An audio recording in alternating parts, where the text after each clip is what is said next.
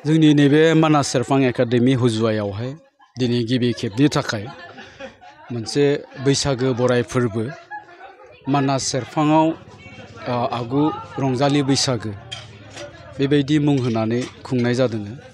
बे हाबाफारियाव जोंनि जेसेबां फरायसाफोर दङ, जेसेबां गार्जियानफोर दं, फोरोंगिरिफोर दं, बयबो बाहागो लादों।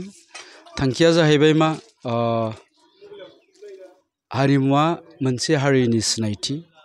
बे हारिमुखौ जों जेसेबांनो फेहेरनो हागोन, जेसेबांनो फोसावनो हागोन, एसेबांनो बे हारिया बुहुमाव मिथिजागोन। दा ओंखायनो जोंबो जोंनि बर'नि हारिमुखौ उन्दै समनिफ्रायनो जोंनि साफ्रोमबो बर' सुबुंफोरनियाव जोंनि बर' हारिमुनि गुमुर, बिनि गोनांथि, बेखौ बुजिहोनांगौ, बेखौ मिथिहोनांगौनि थांखिजों दिनै जोङो बे हाबाफारिखौ लानाय जादों।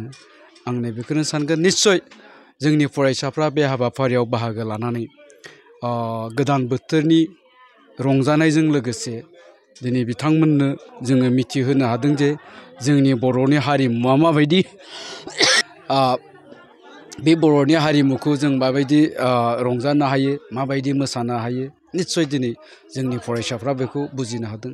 थ' बेबायदिनो लासै लासै बिसोरो देरनानै साफा साफा लाइमोन जानानै, लाइमोन जानायनि उनाव जेब्लानाखि बिसोरनि खर' मेलेमाव, गोसो सानस्रियाव जोंनि बर'नि हारिमुवा हाबसोनानै थागोन, अब्ला बे हारिमुवा मालाबाबो गोमानानै थांनाय नङा।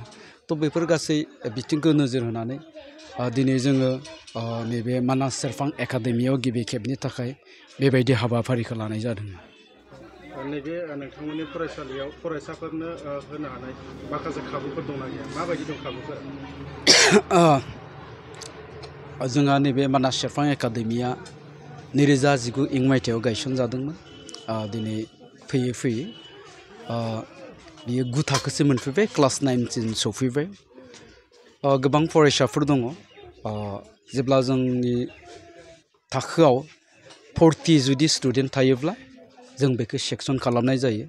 दानि खोब बुरजा फरायसाफोरनो जोङो माने उसुबिदा होनानै थाखो लानाय जाया। ओंखायनो फ्राय मोनफ्रोमबो क्लासावहाय सेक्सन खालामनाय जादों।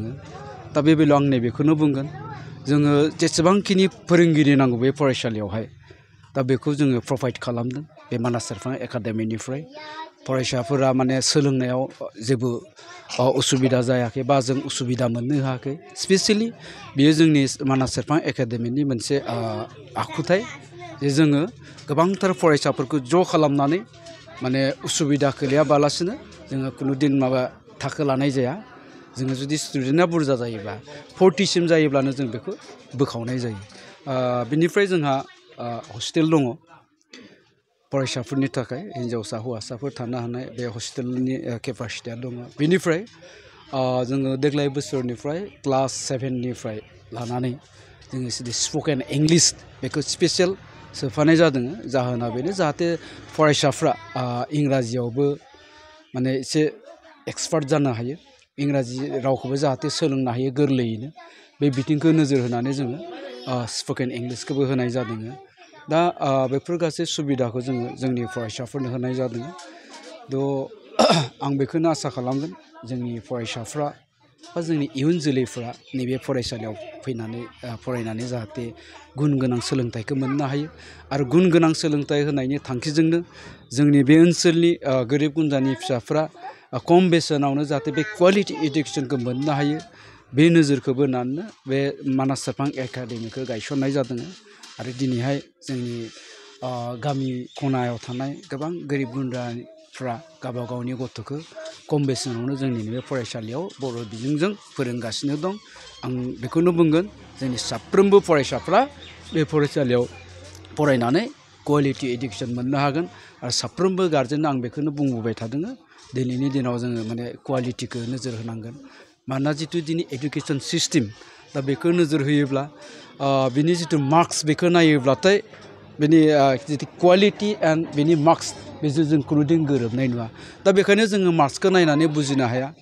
थ' बेखायनो बे बिथिंखौ नोजोर होनानै जाहाथे जोंनि फरायसाफ्रा खालि माने नाम्बारनि थाखायल' नङा, बिसोरो जाहाथे माने क्वालिटि इडुकेसनखौ मोननो हायो, क्वालिटि जानो हायो, जोङो बेखौनो नोजोर होनानै बे फरायसालिखौ जोङो दैदेनगासिनो दङ। क'क्राझार सेरफांगुरि बाजार शोरूमा बैसागुनि धामाका अफार लोगोसे लन काम एक्सचेन्ज मेला होगासिनो दं। क'क्राझार जिल्ला सेरफांगुरियाव थानाय फुंखा एन्टारप्राइज बाजार शोरूमा 10 एप्रिलनिफ्राय 14 एप्रिलसिम बैसागुनि धामाका अफार आरो लन काम एक्सचेन्ज मेलनि खाबुफोर होगासिनो दं। नोंथांमोना सेरफांगुरियाव थानाय फुंखा एन्टारप्राइज बाजार शोरूमाव खुंफुंजानाय बैसागु धामाका अफार एक्सचेन्ज मेलाव फैनानै नोंथांनि लुबैनाय बाजाजनि बाइकखौ लांफैनो हागोन। बाजाजनि बाइक सालायनो मोजां मोनग्रा रायजो राजाफोरनो फुंखा एन्टारप्राइज बाजार शोरूमा लोगोसे मोजां अफारफोरबो लाबोदों। बेफोरनो जाबाय 95% लन, free helmet, 10 litre petrol free, every purchase, गुबुन गुबुन मडेलनि बाइकफोरखौ नायनानै 2000 निफ्राय 3000 रां कास्टमार अफार होनाय जागोन। आरो 500 रां होग्रोनानैबो गोसो बायदि बाइकखौ आवग्रिना दोननो हागोन आरो गासै गारिजों लोगोसे अल भेहिकल्स एक्सचेन्ज एभेलेबलबो होनाय जागोन। आरो नोंथाङा आबुङै मिथिबावनो थाखाय 6003817191 एबा 9101598021 आरो 9101547892 बे जानबुं नाम्बाराव खौरां लाहरनो हागोन।